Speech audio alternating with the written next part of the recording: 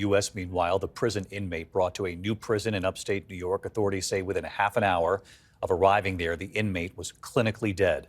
Tonight, hear the disturbing police video, and now 9 former corrections officers are charged. Here's Stephanie Ramos.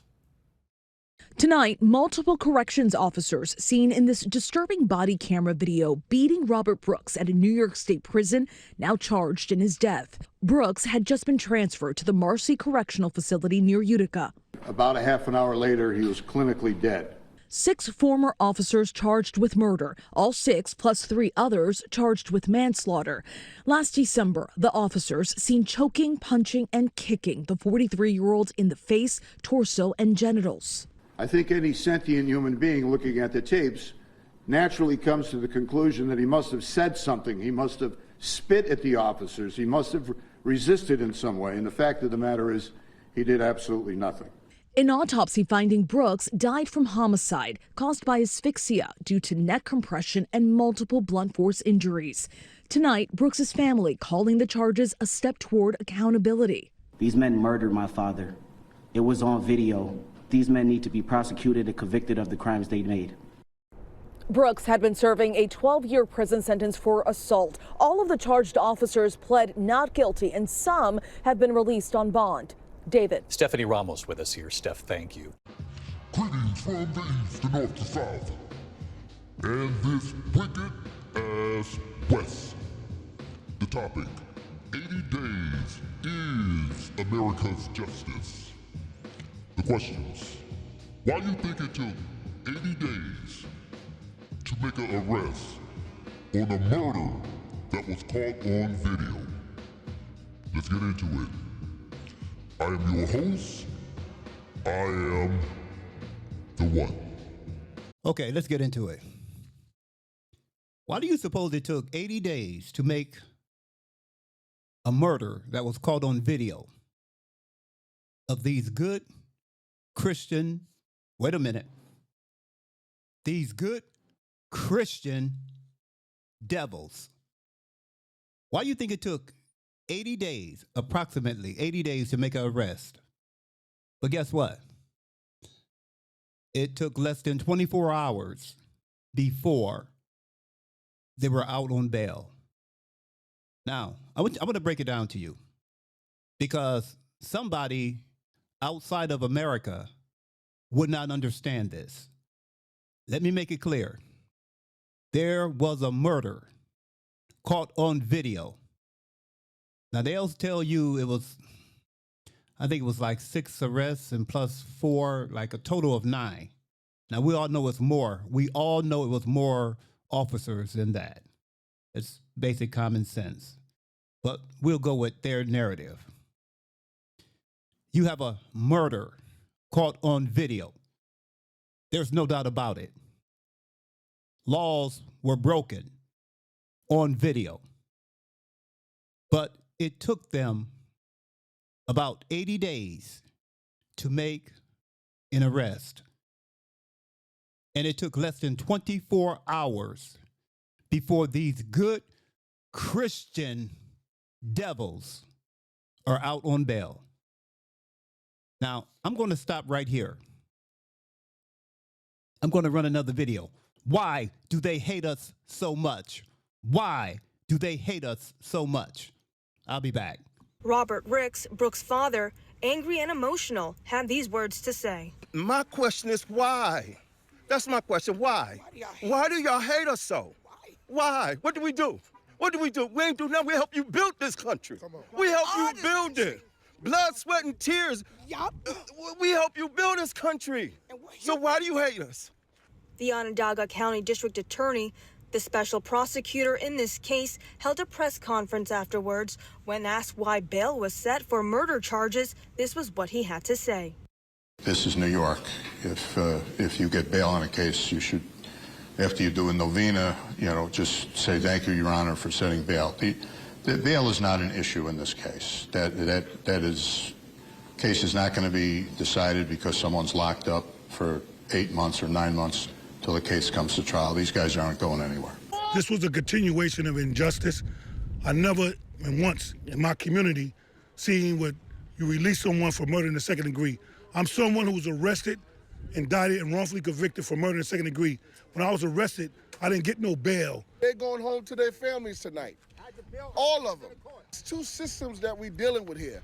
It's a system that's for righteous people and a system for people that don't look like us. So, you know, this is a step in the direction, but it's like justice delayed is justice denied. Now, you know what? That's a good question. Why do you hate us so much? You. Who you talking about? You. You enslaved us. You stole us from our homeland. Why do you hate us so much? You. Who? You. Stole us from our homeland. You didn't pay us not one penny. Why do you hate us? Go back over it. You stole us. You didn't pay us. You discriminated against us. We had to go through segregation. Why do you hate us? We should hate you. Is that common sense? We should hate you. And you got all this hate. You have all this hate. For what reason? And then you turned around and you wrote in a book, The Great Migration, as if we just came up over here in America with the good Christian white folks. It didn't work that way. You're such a liar. You have so much hate against people that did nothing to you. You are the devil that the Bible speaks of. Now, this is where me and my people, a lot of my people is going to split. I don't believe in the ancestors. I believe in the Most High God. And it reads like this. He that leads into captivity shall go into captivity. He that kills with the sword must be killed with the sword. Here is the patience and the faith of the saints. In other words, you're going to reap what you have sown. As you can tell, America is on a downcline. America is falling right before your very eyes. Babylon is falling. It's falling right before your very eyes. Your great empire is falling. And you're going to pay a heavy price. So you keep on with your BS.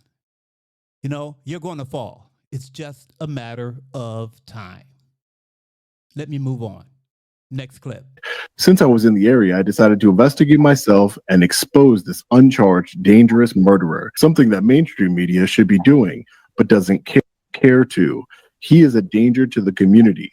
So I decided to go to his community to investigate. While I was parked on a public street, Anthony Farina and what I assumed to be his adult son came out to confront me parked on their block. I then began recording. How you guys doing? Hey, how are you? No, I'm not lost.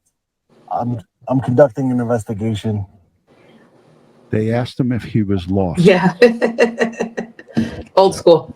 I'm conducting an investigation of I got some complaints. Are you Anthony Farina? Yeah. Are you the correctional officer, Anthony Farina? Yeah. So do you have any comment? I'm an independent journalist. My name is Sean. Do you have any comment on the brutal murder of Robert Brooks? You had a problem? How are you free? You have a problem? This is the son. You got a problem? Are you going to beat me like he beat Robert Brooks? Get out of here. He said, just get out of here. I'm on public street. I'm just, your dad just killed somebody on camera. Brutally murdered him. No, he didn't. It's on camera. He stomped him out. My dad didn't murder him. I'm going to put it full regular speed so you guys could hear it. And he says it happened to Robert Brooks at Mohawk. Ed Wallace is here with us. Hi, Ed. Farina? Yeah. So do you have any comment? I'm an independent journalist. My name is Sean. Do you have any comment on the brutal murder of Robert Brooks? You had a problem? How are you free? You have a problem? Are you going to beat me like he beat Robert Brooks? Get out of here. I'm on public street. I'm just, your dad just killed somebody on camera. Brutally murdered him. It's on camera. He stomped him out.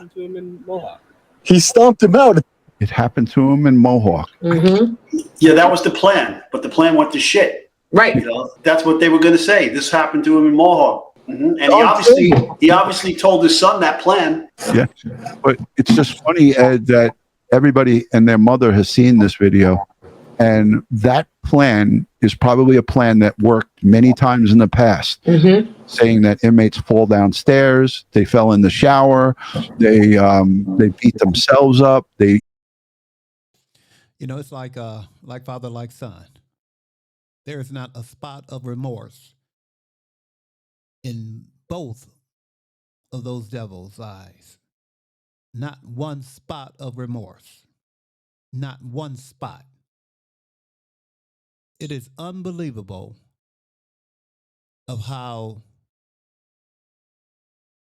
these people think that's normal. And I know a lot of people say, what about black on black crime? Okay, totally understandable. Black people go to jail. That's the difference. They're going to catch you eventually, and you're going to go to jail.